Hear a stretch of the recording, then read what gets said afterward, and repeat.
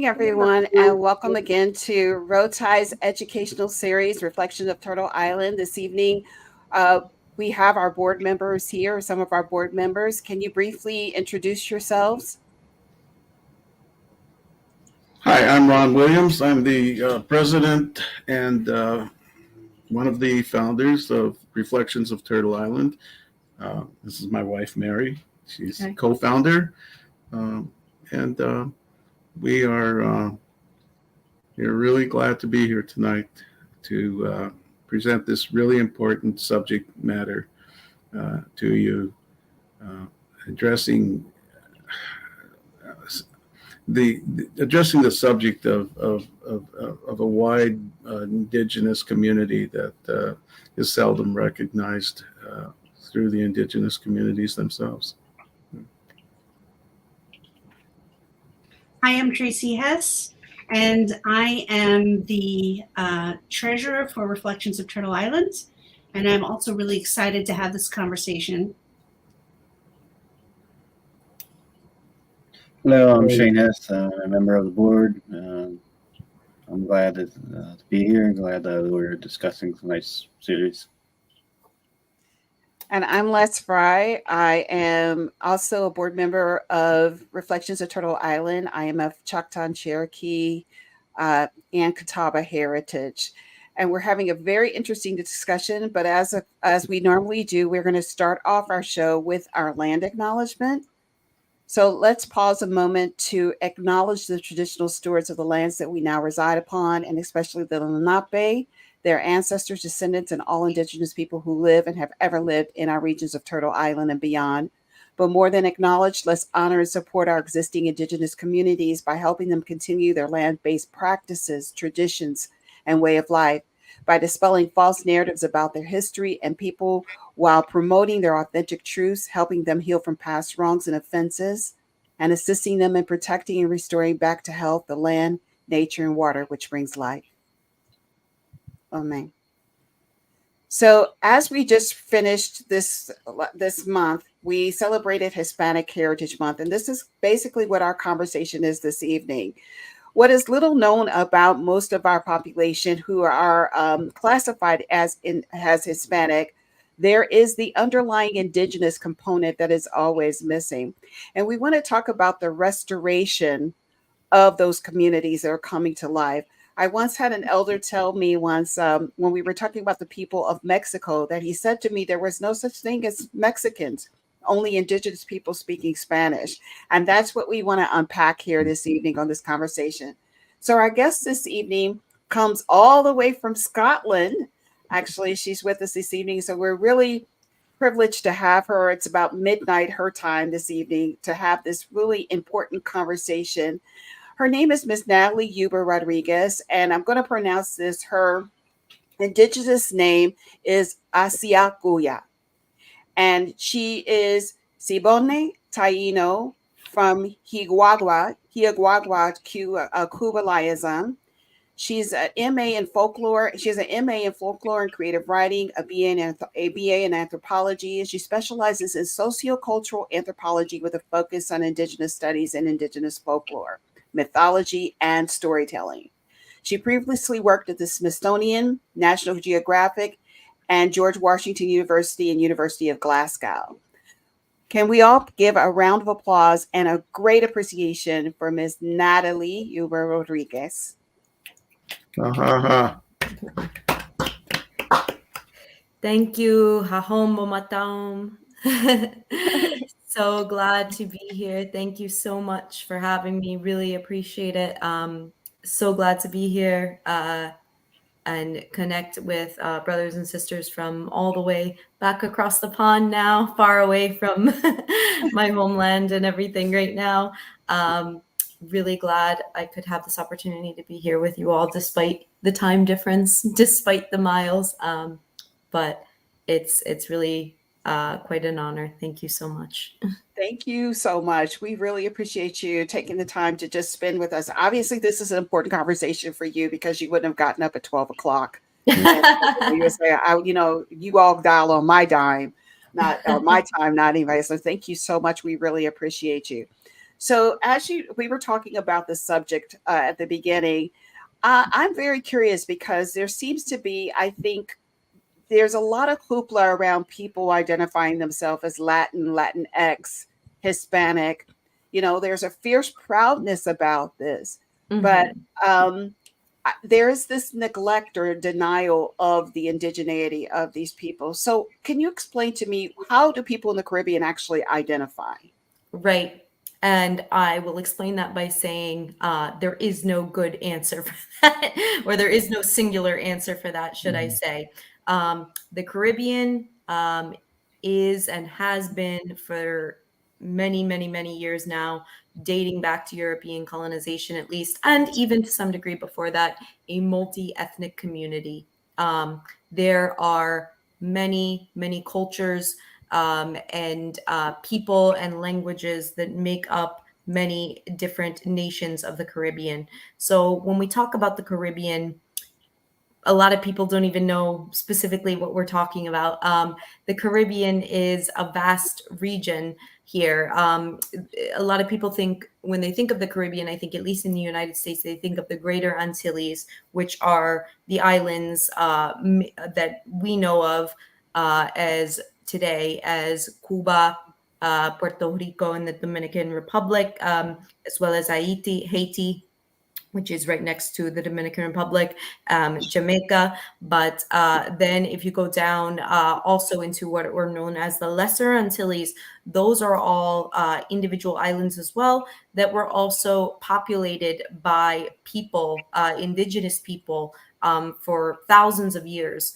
And so what I can say in that regard is that there has been human occupation in the Caribbean, and not just the Greater Antilles, but lesser as well, going all the way back to roughly 9,000, 8,000 BCE, which stands for what we say in anthropological terms before Common Era. Used to be known as before Christ, but now we call it before Common Era, as that is more accurate.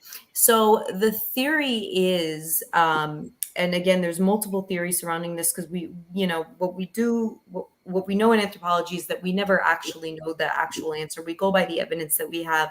So the theory is that there was, at a certain point, there were land bridges connecting certain parts of these islands to the more mainland islands, particularly of South America.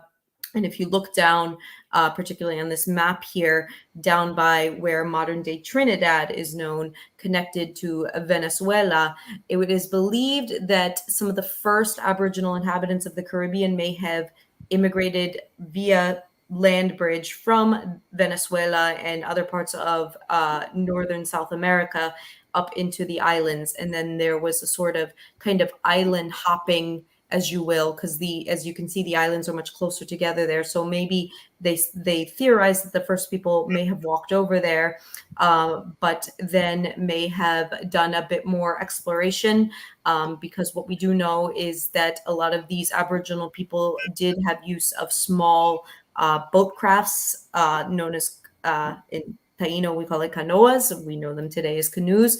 And this is what led to a lot of the population of these islands going back these thousands of years ago. So we do know that there were at least these sort of prehistoric, as we would call them, hunter-gatherer communities that were living there as far back as 9,000 BCE.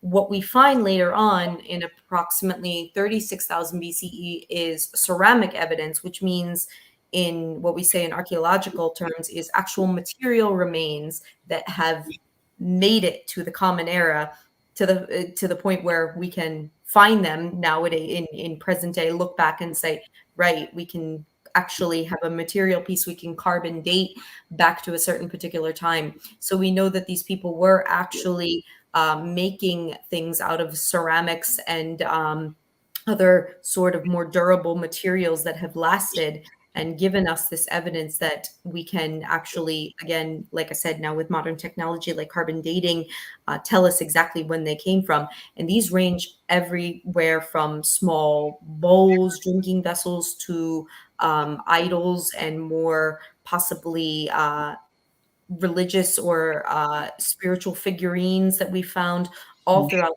the islands. So again, in theory, what we have is, and we will never actually know for sure because there are so many theories, including our own Taino kind of origin beliefs that we came out of caves from that were already here in these islands, came from under the ground.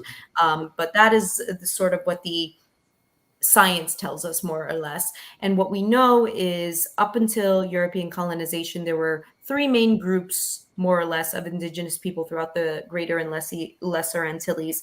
And these were the Arawak, or what we call ourselves today, Taino and Siboney, who I identify as personally are Arawak people, meaning Arawak is a particular linguistic group. And then there were also the Kalinago, or Caribs, as they're more commonly known. They are of a similar linguistic group, so within the Arawak family, but not quite as, not mutually intelligible, say language-wise and culture-wise, with the Taino or Siboney. And then there's the Wanahatabe, who are from my home island as well, of Cuba, all the way on the western tip of that island. And they are unique in that they are kind of a distinct ethno-linguistic group, because their language was not related to Arawak and was not mutually intelligible. And we know this from records kept by Spanish colonizers, because it was found that those who could communicate with the Taino, Siboney, Kalinago, Caribs could not communicate with the Wanahatabe. That's funny. You were talking about that Guantanamero, the song, or Yes, Guantanamera. exactly. That song, Guantanamera. yeah, that's something that people have been singing that song for a very long time and have no Yes. idea that that is rooted in indigeneity. It is, yes. That whole region actually is even today known as a particular region with a lot of indigenous history, a lot of indigenous descendants still living there, and has a lot of ties to just the whole Aboriginal heritage of Cuba. And that is why I think it has been so pervasive as kind of this national anthem of Cuba as a whole, because it goes back so far. Oh, interesting. So let me ask you, and I just want to make sure that our board doesn't have any questions. Do you all have any comments or questions regarding the history that she just discussed with us, that Natalie just discussed with us? Okay, I guess not. So I'm just going to go on a little bit further. I'll wait until we go more. Okay, so I want to, because I know that this is something that most people don't discuss now. Once again, I was saying that people identify more with their Latin heritage, their more European colonistic mindset, as opposed to their indigenous or Afro roots. Can you explain to me how indigenous culture is still present and visible in the Caribbean today and among its people? What's going on for those people who are reclaiming that heritage? What's going on with these people? How are they reclaiming it, solidifying it, making its presence known? Absolutely. So, right. So the reason, I guess we can all, what we can acknowledge is that the reason why indigeneity was sort of, let's say, kind of swept under the rug in up until more recently, I would say within the last couple of years, is because you were treated not as well if you were anything but of Spanish, Caucasian, European heritage. The one drop rule, as we call it, was still very pervasive in the in the colonial Caribbean. And anybody who was considered mestizo or indigenous mixed or mulatto, African mixed or both, was looked down upon and were considered actually for a very long time a completely different caste of people, not class, caste. They were ranked actually by, you know, who was at the bottom and who was at the top. And the more white you were, the higher you ranked. So that was something that was always kind of, and I think that that mindset has sort of been ingrained into a lot of Latinx people, even up until this day. It's better to identify more with the colonizing culture and people than it is with the indigenous, as well as the African heritage that may have been introduced into Latin America. And I think that's what it kind of goes back to, is that sort of just what it really is this idea of self-preservation. Really, you want to survive, and you want to not be treated differently and not be treated lesser. But in spite of that, obviously, we know that Indigenous heritage has survived in many, many ways. And one of the ones that I always love is even just within the language, words like, for example, a word that everybody knows, and wasn't even a word in Europe until European contact in the Caribbean, is hurricane. That comes from the Taino word urukan, who was the god of storms and seas. And hurricanes, just to think that concept wasn't even a thing until there was European contact in the Caribbean. And they heard the earliest European settlers heard that word. And now in every language, even again, being here in Scotland, the Scottish word for it is yadaken. And there's in Norwegian, they have a variation for it as well, but it all comes back to the Taino root word. Other words, hammock, hamaka, are a word for beds. Like I mentioned before, canoa, canoe, for boats, small boats, iwana, yucca, and many, many others. So words that maraca, there's another one for you. Words that we may not even kind of think about today as being indigenous. Sorry, did someone say something? Barbacoa, barbecue. Barbacoa, that's right. There's another one. Yes, exactly. And that also is a word that did not exist really in the European lexicon prior to European contact within the Caribbean, because it wasn't a concept of this cooking outdoors kind of thing. And if you live in Scotland like I do, you know why, because it rains all the time. But they do still have that as a concept here, like even like things with just the sauce or the whole idea of it, of this cooking outdoors. But thank you very much, Tracy, for bringing that up. Yes, barbacoa, that came from us. So anybody who has a barbecue or celebrates barbecue culture anyway can thank us for that. But yes, and it's really interesting, I think, to when we stop and think about just how many of those words that, and not just words, but concepts that are invoked within those words, such as barbecue, such as hurricane, that really did not exist prior to European contact with the Caribbean, the indigenous people of the Caribbean.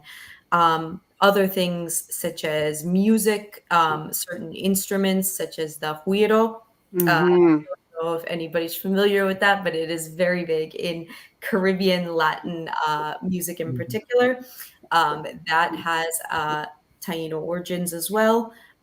Foods such as, I mentioned the word before, yuca, which doesn't really have an English equivalent. Doesn't have an equivalent at all. Yeah, I mean, it's not a yam. Somebody tried to tell me it was a yam. I'm like, it's really not. Nope. It's cassava, I guess, is the other thing it's known as. But the fact that that is still such a staple of a lot of foods in the Caribbean diet and elsewhere abroad as well. Found it over here, funny enough. So things as small as that, or even down to certain farming practices that are still practiced throughout the Greater Antilles and the Lesser Antilles, do date back, as we can tell, in terms of how they follow, for example, specifically lunar cycles of planting, and certain seasonal cycles that were only evident in the Caribbean based on, its unique climate and unique topography, is something that is still, and we can see, a lot of the rural communities, such as the Jibaro in Puerto Rico, or the Guajiro in Cuba, as we call them, the rural people, still practice these. And it is why, and it is one of the main reasons they are still able to grow a lot of these foodstuffs that we enjoy today and are so staple of our type of cuisine today. Can I interject? Can I interject something here, which is something that I, not a quite of observation, but I think the more that you explain this, and Tracy, then I'm going to let you add something here, but the more you explain it is the depth that indigenous people, African people have brought to the culture of the world. And when I speak of indigenous, I don't mean Caribbean indigenous. I don't mean North American indigenous or South American indigenous, but you're in Scotland. There is an indigenous component there. Yes. What these indigenous people have brought into what we now is considered to be American culture, Scottish culture, whatever, is such far more greater than the contributions of the conqueror. That's what I just wanted to say. Yes, but absolutely. but Tracy, what were you going to say? Just we were talking earlier about words that are still used today. And so even I didn't introduce myself very well. I identify as Taino Borinquen. Borinquen is the native word for Puerto Rico. And so in Puerto Rico today, people refer to each other as Boricua, which is a variation of that name. And it's a word used to identify and celebrate ourselves, our cultures, and identify each other. And so even in Spanish, some of those words have carried over, and we still use them today. And my name, I'm sorry, I didn't say my name is Inaru Abolanula, is Taino for Women of Faith. And my husband Shane here is Mayocon El, and that means son of the drum. Mayocon is a Taino drum. So. And Asiakuya, what does that mean, Natalie? So that roughly translates into laughing star. And I was given that name only because I was a bit of a jokester and prankster and was always kind of laughing, playing jokes, making jokes. So was kind of bestowed that upon me, that I was always laughing, and had apparently a very bright disposition about me. So that's where Asihokuya came from for me. I like to think I still carry that. Obviously, I'm not a child anymore, but that always sticks with you. Obviously. Yes.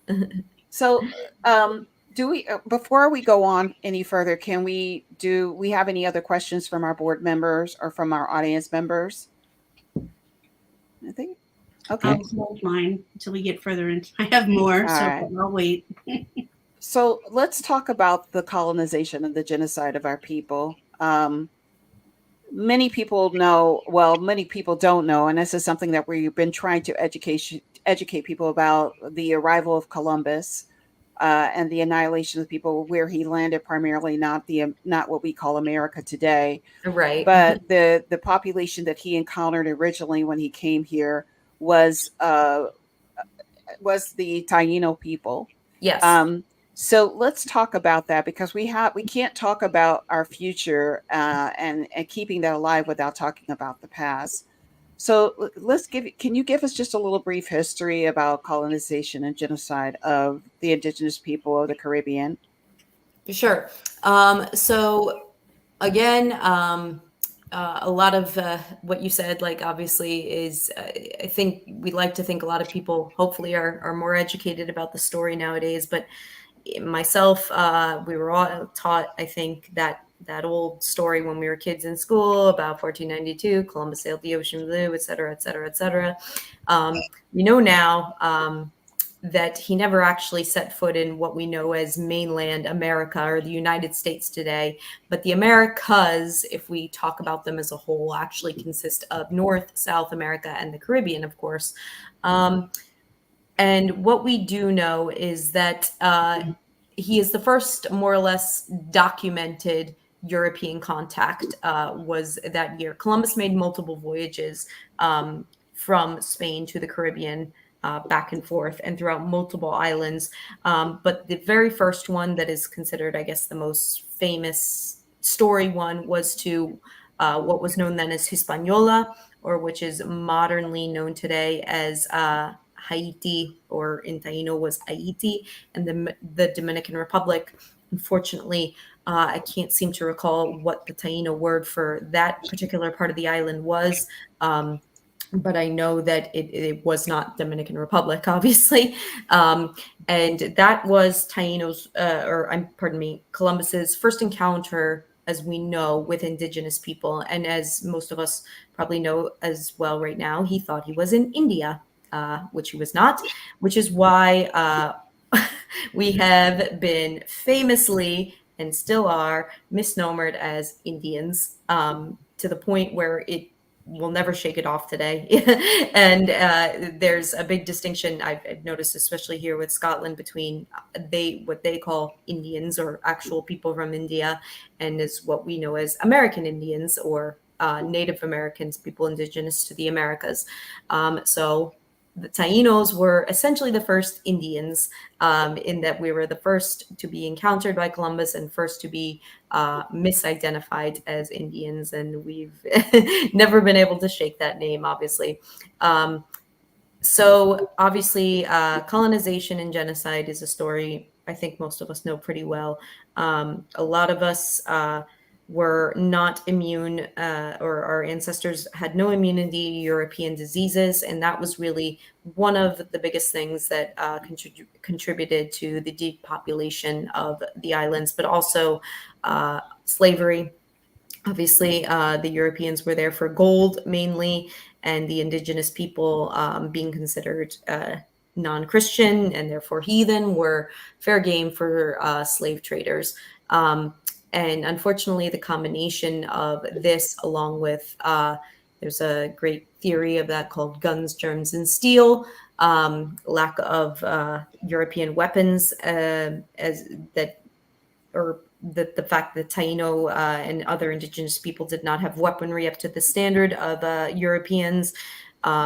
Germs being disease, obviously, steel, again, other materials brought from Europe that really played a big part in colonization, led to what a lot of anthropologists estimate as an approximately 85% population decline by the early 1500s. So 1492. So that's, think about it as roughly 10 to 15 years.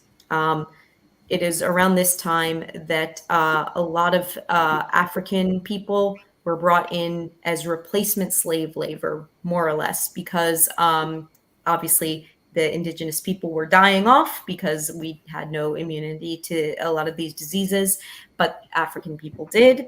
And so they were brought in by the droves to kind of fill this gap of the slave labor that was lost from the indigenous people.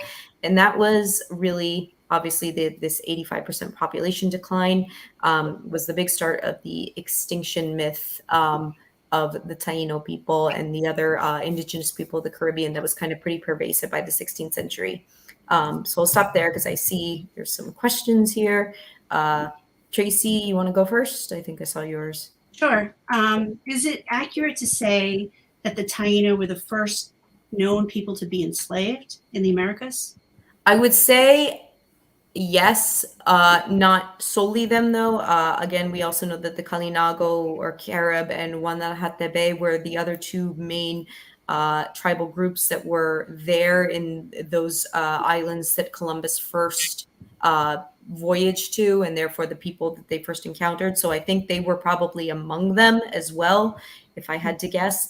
But in terms of the documentation I've read, again, Columbus didn't, the word Taino doesn't really appear until much later, but we can piece together based on how he's described them as that, yes, they were likely among the first of the indigenous groups to be enslaved. I once heard a rumor that that the people that were on the islands at that time, when they introduced themselves, they said Taino, which means peace, and they assumed that it was that was the name of the people that greeted them. There's a lot of theories around that too. So like what it is from the one that I've heard as being the most pervasive is that a lot of in the old Arawakan Taino language, Taino ti was a way to greet someone as like a fellow, anybody you knew or anyone in general. It was a kind of friendly greeting to people in your tribe, people in your Yukayeke, and it may have been how the Europeans were greeted as well, because it was just sort of a common greeting. And so it could be that the Europeans encountered that word a lot from this particular or ethno-linguistic group of people, and therefore that word was sort of ascribed to this group. Right. Another theory is that what it means in the old Arawakan language is it means peaceful little people. There's various other translations I've heard, but yes, that idea that it was sort of a greeting is something that has come up a lot in research of the language. And I kind of want to demystify this too, because a lot of people often question why these people did not run when they saw these boats, docking at their shores.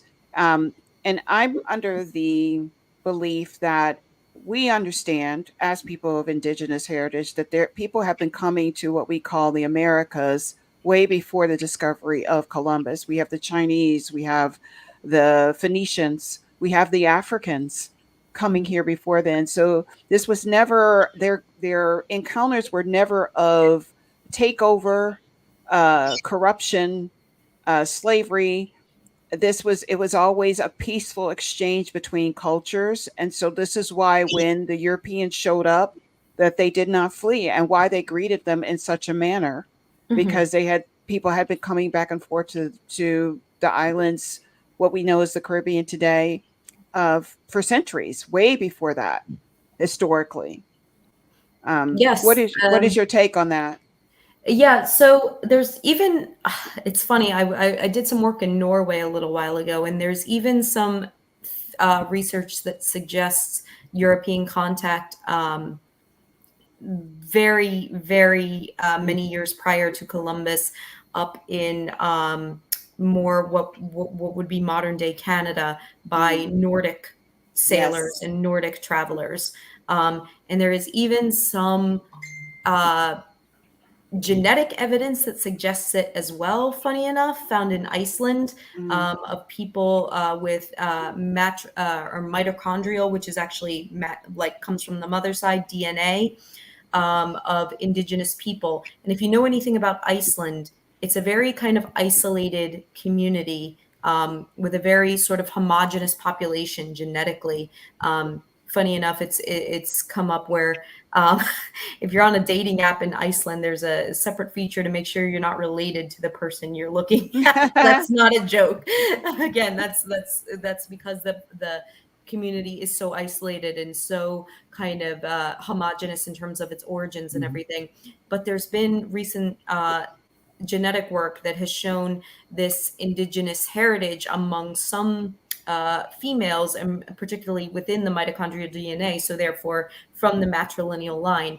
And what that suggests to us, based on other textual evidence, is that there was some contact between early Nordic explorers in areas up they approximate would be modern day Newfoundland and that type of area, and possibly then some Native women were brought back to areas such as Iceland, or possibly even further, depending on how far back you want to look, and admixed with those Nordic populations. And that's why there is that trace genetic evidence there, because how else would you explain it? There's also obviously textual evidence and what we would call ethnographic evidence of people encountering, again, white, as they would call white foreigners, etc.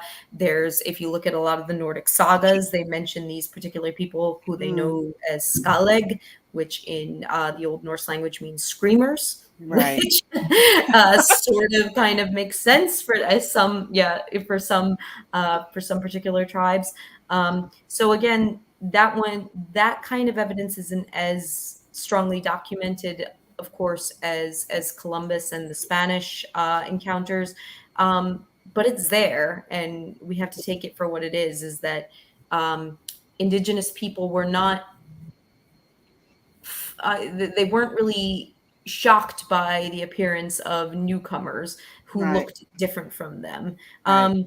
And that's, as Les pointed out before, again, these were island nations. There were people traveling to and from all the time, from all over the place for trade purposes, etc. Other tribes, other countries, other continents even. There's also a theory that a lot of it came down to sheer human curiosity and everything. They saw people who looked different. They came in on these big vessels, ships that were, or as they were known as, massive canoas, things that the Taino, being more kind of a much smaller, not very militaristic community, really had no kind of concept of. And it was fascinating, and they were curious, and they wanted to know more about these people. There's also another theory.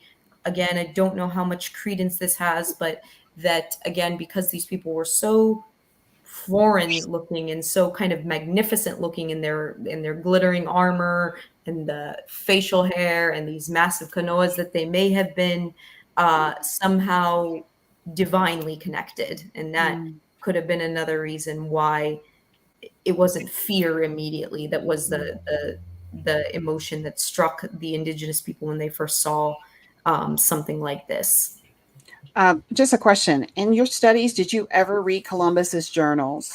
Yes, I have. A lot of it is, again, it's something you sort of have to reconcile as being somebody who is indigenous. A lot of it's very fascinating on the academic level, obviously, as somebody who has studied anthropology, archaeology, and wants to know more about our history and what were the first impressions of our people when Europeans did, or the dominant culture and colonizing culture did contact us.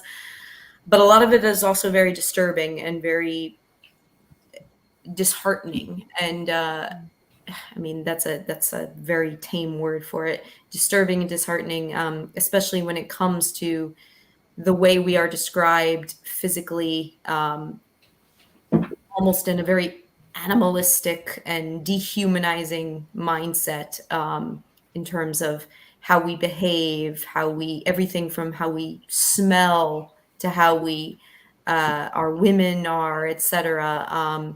It's something that I think, I don't discourage anybody from reading Columbus's journals, because, like I said, from an academic perspective, they are intriguing. But just know, as somebody who, if you are of indigenous heritage, please know that there are some things that you may find may be a bit triggering, and you may have to take a step back at some times, as I did myself several points, especially when it came to things like women and children and what were done to them and how they were regarded by Columbus and his men. Yeah, I recently had was in a public setting where the journal was actually read. It was the first time I had ever heard the journal, and my reaction was, as you say, anybody of indigenous heritage, I was unprepared for what I heard. And if you have the stomach for those kind of things, I would highly recommend that you read that, because I think that this is more a case of why this man should not be celebrated. But that's another story for us. We do have to get through our context. So we do have a question from Tracy. Tracy, would you like to answer your question? Yeah, well, it wasn't a question. I just wanted to comment on the journal. There's a lot of people seeing the Columbus statues coming down, and they think it's part of some woke agenda. And I would encourage those people to read Columbus's journal. It's in his own words. You can find it on the internet. We could put a link to it in the show notes, Les, after the show at some point. But, all you have to do is read his own words to understand why there's people that want to correct history, not rewrite it. Exactly. Agreed. And if you look even deeper into that, understanding the whole context behind why that particular holiday was given to our Italian American brothers and sisters. So definitely something that we could take a deeper dive look in, and maybe in our educational series. Mm. So let me ask you, Natalie, now that we know this and now we've unpacked what has actually happened historically, how do we change the mindset of our Hispanic community, especially our indigenous Hispanic community, those who want to identify more with their European identity as opposed to their indigenous identity? What kind of steps are being made today? And I think maybe you, Tracy, can also speak to this. What kind of steps are made today? And actually Ron as well, and Mary and Shane. What kind of steps are being made today, at least in the Caribbean, to perpetuate and continue the indigenous heritage that so many people believe has been completely annihilated and wiped out? And before you even answer that, I'm not sure we've even discussed this, but just recently, John Leguizamo did his stand-up show where he's talking about the history of Latin America, and he himself was corrected by the Taino community by stating that all the Taino were dead and wiped out. They actually invited him to Puerto Rico and showed him that we are still here. So, if he has this misconception, someone who is actually teaching history from the perspective of someone who identifies as Latin American, how do we make sure that people know the truth and that we still are here? Right. So it's a difficult question. And again, I don't think there's really one right answer, because this myth has been perpetuated for so long, and it's understandable why, right? Because when you think 85% population decline within 10 to 15 years, and that was early 1500s alone, the idea that, okay, there's clearly nobody left is seems plausible, right?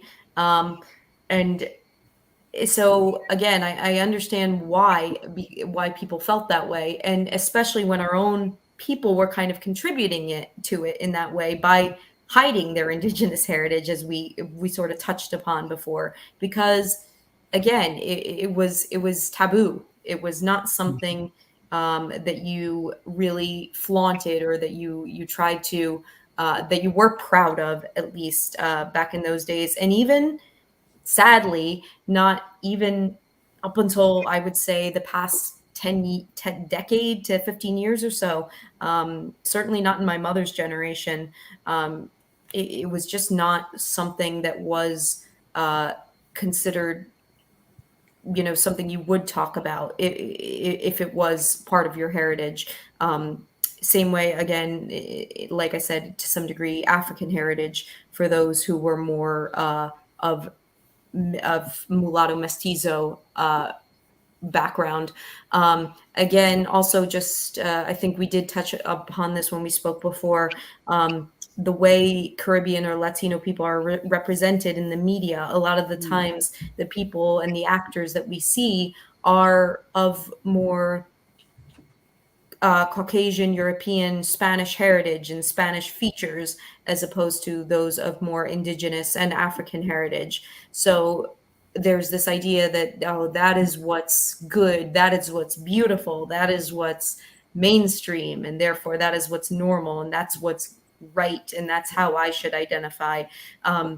We mentioned before how those, when we do see these TV shows, movies, and I know because I've seen a lot of them, those who are of heritages other than this European Spanish, or have an appearance other than this European Spanish look, are usually criminals or very small side characters, things that nobody really feels a more empathetic connection to, or doesn't really want to identify with, right? So when our own people are kind of contributing to that extinction myth to some degree, it's hard to combat. And so I think what it is that we need to realize that we need to fight back against this idealized white Western Spanish dominating culture, and realize how much beauty and how much of our own nationalistic pride and heritage does come from our indigenous communities, as well as our African communities as well, because they play a huge role within the Caribbean diaspora and the Caribbean culture, and that without them, the culture would not exist as we know it. And therefore, there is no reason why one should be celebrated over the other, particularly not the dominating colonizing culture that did cause so much devastation and so much oppression of the others. So when it comes to that, I think it's sort of just we kind of have to rewire our minds, right? Or rewire the minds of perhaps our mothers, fathers, and grandparents who were raised in that sort of mindset and society, where obviously we have the privilege today of realizing and having more rights and more privileges attributed to people of different communities and of different skin colors and of different backgrounds, whereas in their day that wasn't really as readily available. And so it is understandable why they would want to kind of separate themselves from that. But we really need to kind of let them know, be here for them, for our ancestors, and say, our ancestors didn't survive so that we could lie about them and hide them. And our heritage didn't survive for that reason either. We are here, and we are here because of that beautiful blending or admixture, as I like to call it, syncretism of these cultures.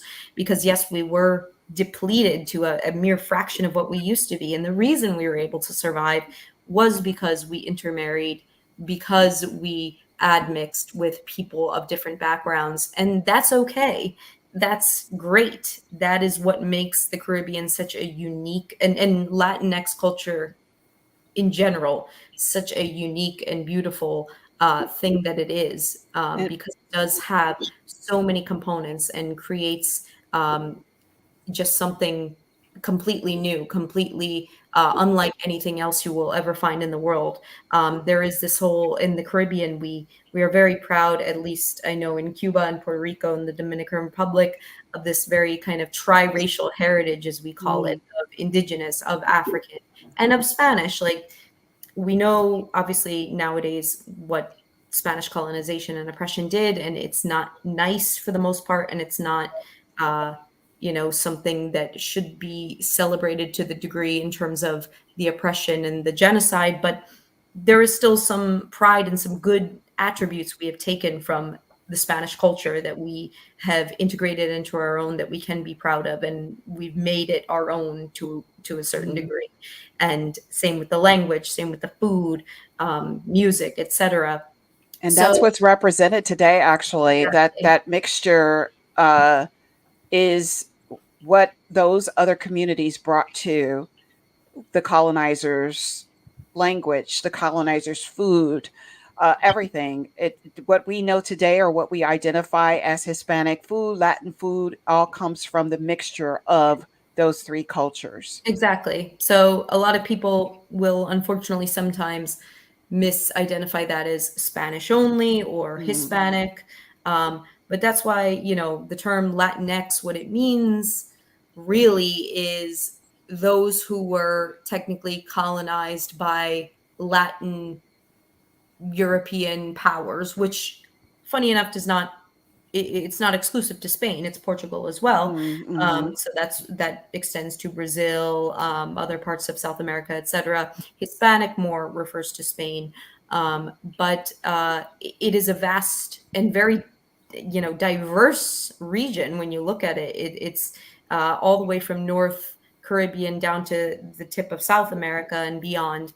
And even within those countries alone, there is so much variation between our cultures and our languages and the admixtures and the amazing syncretism that we've brought about. So personally, I find how you identify, especially if you are somebody of Caribbean heritage, as being a very personal journey and personal experience for you.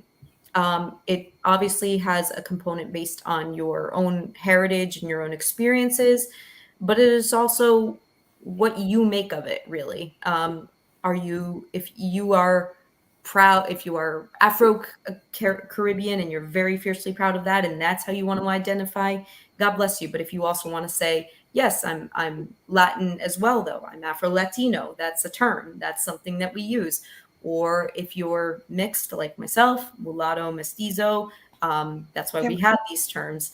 Or Let's let one Yep. question though, because I think a lot of people don't understand what mulatto and mestizo Oh, I'm is. sorry. So can we clarify for people what mulatto and mestizo is, Sure. so they So those are understand? both terms that actually were around during Spanish colonization, again, to classify and cast people of mixed heritage. Unfortunately, that those are the racist roots of that. But so mulatto would be somebody who is mixed white, most likely Spanish, and African heritage. Mestizo is somebody who is mixed white, Spanish, again, most likely, and indigenous heritage.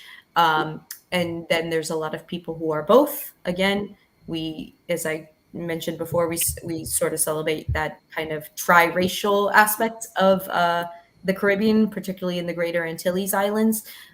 So there's a lot of mulatto / mestizos, people who have all three components within them, and a lot of actually DNA studies that have been carried out in more recent years throughout the Greater Antilles in particular have really kind of just, brought that forward and exemplified that, showing that the vast majority of the populations of these islands have some degree of all three of those within them, to varying degrees, obviously, depending on where you are, what particular island and what particular part of those islands, but that they all play a part and they all make up a lot of the genetic diaspora of the communities. And can I say also, mulatto was actually used for people that they couldn't understand or identify as anything, that they knew that they had maybe a black parent or a parent of color that was of dark skin, so they used that. But mulatto was often used for people who were of Black and Indigenous heritage. This is something that kind of plagued our family during the census, which we can go into another discussions about how we were misclassified in the census. And how we were classified as either one or the other, eventually coming into being African American or Negro, primarily being mulatto of mixed heritage. So thank you so much for explaining that, because a lot of people don't know what mestizo is, what mulatto Right. is. But you said something initially in our conversation. You were saying that we were placed in a caste system. Understand that being placed in that caste system, and if you look at the transition of what we call the U.S. Census, we were all put in categories because based on the categories we were in, we couldn't own land, we couldn't have property, we couldn't have businesses. So by classifying into those colors, what we now is the big four colors, maybe African, Black, Hispanic, white, and Asian. I think. Am I missing one? Yeah. Yeah, I think that identified if you can own property, have business, land, or whatever throughout the century. So thank you so much for doing this. So we've got about 4 minutes before we wrap up. Do we have any closing thoughts from our board members? You all have been very silent on this conversation, and if you do, can you just wrap it up very quickly, because I would like to have Natalie have some closing thoughts before we end our session. It's been an interesting and exciting discussion, Natalie. What you're saying and what we say across these Turtle Islands is really comes down to we are still here. Yes. Yes. And I want to thank you for what you've shared today. Thank you. Tracy or Shane? I'll let Shane go first. Not really a question, just comment. It's just like the conversation like we're having today just proves how important the education is right now. Like Tracy and I went to Puerto Rico on a cruise, and we had a tour guide, and he's teaching like history and stuff. but he said that the Taino no longer exist. We're like, well, we're here. Like educating him that it was a paper genocide, Yes. that we are still around. It's just and even on the Facebook interaction I had with the day we previously celebrated as Columbus Day, somebody was talking about cancel culture, and like it wasn't Columbus that did all this bad things. It was this the Spanish, and it's just like the ignorance of that's still out there, and how important it is to educate people. Like we're talking about Columbus's diary, um, like he's spoken himself.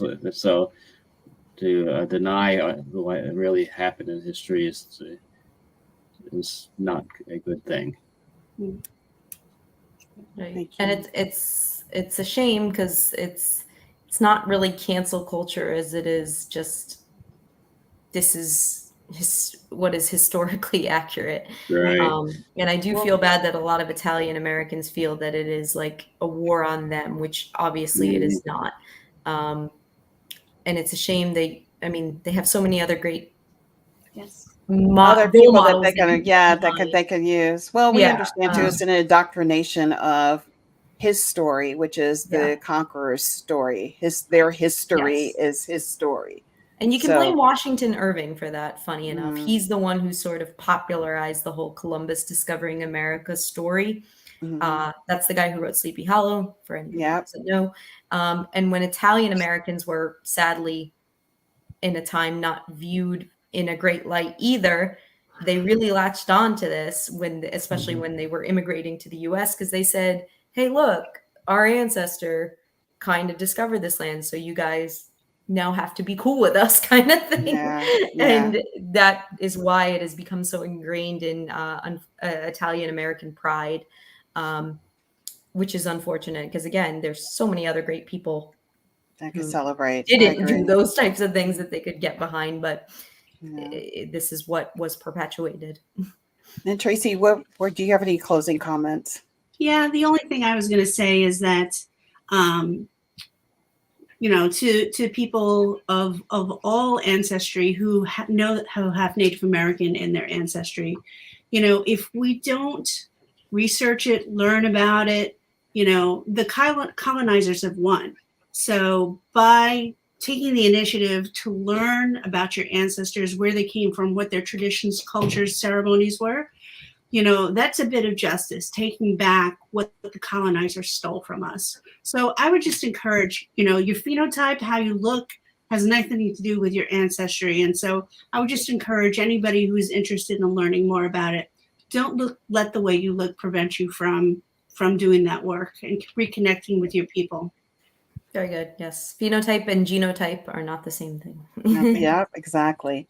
And I just wanted to say, like I always say, that how you identify today, always remember your ancestors, because that ancestor who went through so much, be it indigenous, African, someone who came here with little means, to that person, you are all their hopes and dreams. Yes. So make sure you honor them, that when you finally do meet them face to face one day, that you can say, I remembered you. Yes. Agreed. And Natalie, did you want to say anything before we close? Just that, again, Les and Tracy, that's all incredibly true and accurate. And anybody who identifies as Latino, Hispanic, and that is your prime, and preferred way to identify, that is your prerogative and that is your personal experience. And there is nothing wrong with that. But please know that there is nothing wrong as well with celebrating, if you do have any, your indigenous heritage too, because that is part of what makes you Latinx, Hispanic. You wouldn't be that without it. You would just be Spanish, or you would just be one of something else. And again, it is, I know it's hard to sort of decolonize and break down that mindset that being something other than Hispanic or Spanish is not good, or means, again, you get less of a shot in life, like Les was saying, no rights to own land, this, etc. To you're considered less of a person, but we know it's not true, and it really is kind of in your hands at that point to carry that forward and to say that here I am still because of my ancestors, because they were so resilient, because they were survivalists, and what strong stock we come from, and how is that, if that is, if nothing else, something to be proud of. And I acknowledge, again, being here in Scotland, I acknowledge even my father's side and my Scots-Irish heritage as well, because they did not have a super easy time of it either in terms of English oppression and colonization. And so the indigenous people, even on these lands, have had their struggles too. And I acknowledge those ancestors in an equal light as I acknowledge my Taino and Indigenous American ancestors. Well said. So we're going to post all of your social media and where people can reach or ask questions in post. So be looking for that, everyone. I'd like to thank you once again for joining this educational series. Please like and subscribe to the ROTI educational series on YouTube and Facebook. We also would like to inform you that next month, due to the holidays, we will be actually hosting this particular educational series a little bit earlier, and we will put all of that information on our Facebook. So have a wonderful night, all of you all. Thank you so much once again, Natalie. This has been an amazing, eye-opening conversation. And I know that it's a lot to unpack in this 1 hour of a show. We'd like to have you back at some point. So thank you so much for staying up late and having this conversation with us. Yeah, we like to keep people up late. That's fine. Happy to do it. Thank you, Natalie. Thank you so much for having me again. Bomatum and Hahum. And to all of my Choctaw family out there, Chipisa La Chiqui. See you soon.